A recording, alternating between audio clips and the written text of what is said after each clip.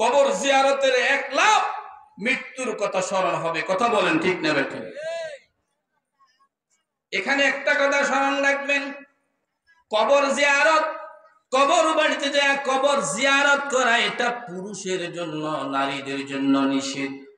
নারীরা কবর বাড়িতে যাইতে পারবে না, কবর জিয়ারত করতে পারবে না, নারীদের জন্য নিষেধ, এটা পুরুষের জন্য। আমগো দেশের নারীরা এখন গাড়ি রিজার্ভ করে শাহজালাল শাহপরানে যায় কি যায় না? সম্পূর্ণ হারাম। কোন নারী কবর বাড়িতে যাইতে পারবে না, কোন শাহজালাল নয়, শাহপরান নয়, কোন পীরের মাজারে নয়, কোথাও যেতে পারবে না।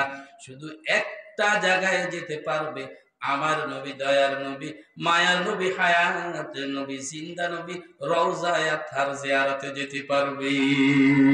সুবহানাল্লাহ। কারণ তিনি তো জিন্দা, তিনি তো কি কবর বাড়িতে আমার নবী মুর্দারা জিন্দা। ওরে জোরে বলেন মুর্দারা জিন্দা। এই জন্য নবী জীবিত থাকা অবস্থায় যেরকম বড় আওয়াজে কথা বলা নিষেধ ছিল, কেউ যদি নবীর সামনে বড় আওয়াজে কথা বলতো তার জিন্দেগীর সব আমল বরবাদ। আল্লাহ জানায়া দিয়েছেন, ইয়া আইয়ুহাল্লাযীনা আমানু লা তারফাউ আসওয়াতাকুম ফাওকা সাওতিন নাবিয়্যি ওয়া লা তাজহারু লাহু বিল কাওলি কাজাহরি বা'দিকুম লিবা'দিন আন তাহবাতা আমালুকুম। নবীর জীবদ্দশায় নবীর সামনে কেউ বড় আওয়াজে কথা বলতে পারবে না। আমরা একে অপরকে যেরকম ডাকাডাকি করি এরকম ডাকাডাকি করা যাইতো না। নবী এখন কবরে শুয়ে আছেন, মুর্দানা জিন্দা বলেন, জোরে কোন মুর্দানা জিন্দা। সেখানেও যাওয়ার সময় ওখানে গেলে কোন রকমের বড় আওয়াজে কোনো কথা বলা যাবে না। খাবিদা এহা রূহে রাসূলে আরবি হ্যায়, आई जायर बैते नबवी याद रहे कि बेकायदाया जम्ब से लब्बे अदबी है। आहिस्ता कदम नीचे निगाह फुस्ते सदा हो, आहिस्ता कदम नीचे निगाह फुस्ते सदा हो, खाबिदा यहाँ रूह रसूले अरबी है।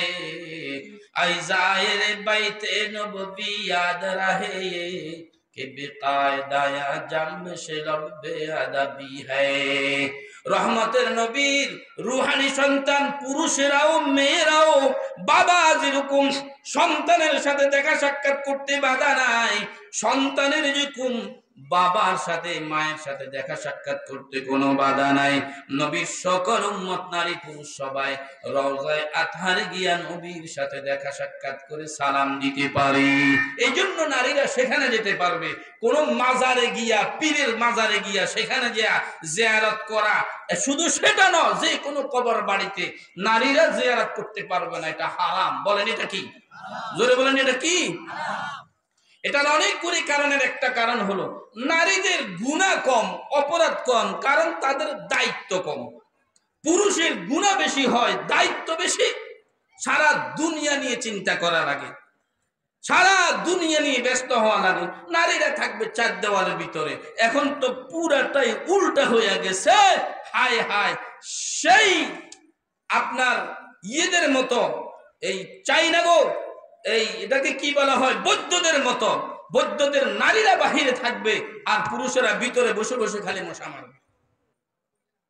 এই জন্য আমার ভাইয়েরা, মদিনার নবী বলেন তোমরা কবর বাড়ি জিয়ারত করো।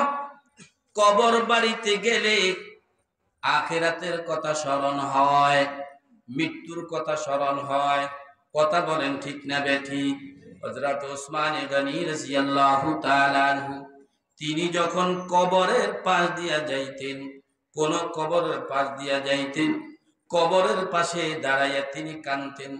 এমন কাঁদা কাঁদতেন ওনার গাল বেয়ে বেয়ে বেয়ে বেয়ে এই দাড়ি ভিজে, পোশাক ভিজে, এই মাটির মধ্যে পানি পড়তো, এইভাবে স্রোত বইয়া যাইত।